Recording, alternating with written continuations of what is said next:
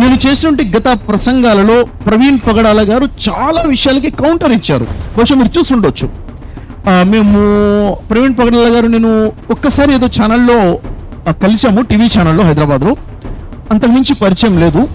కాకపోతే నాకు తెలిసి కొన్ని వందల నా స్పీచెస్కి వారు కౌంటర్ ఇచ్చారు. అలా కాదు, ఇలా కాదు, అలా అని చెప్పేసి నేను ఇప్పుడు వాటికి స్పందించలేదు. కాకపోతే ఒక మంచి భావన ఉండేది.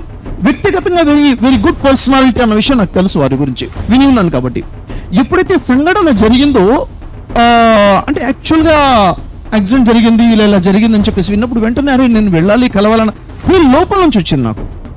అరే కలవాలి కదా, అది ఎలా జరిగింది, ఇది ఇంత మంచి వ్యక్తి సమాజానికి సేవ చేస్తున్నారు, చాలా మందిని వారు ఆదుకోవడము, అనాథ పిల్లలకి వారు ఫీడ్ చేయడము, వారు టేక్ కేర్ చేయడం అనేది మంచి కార్యం కదా అది.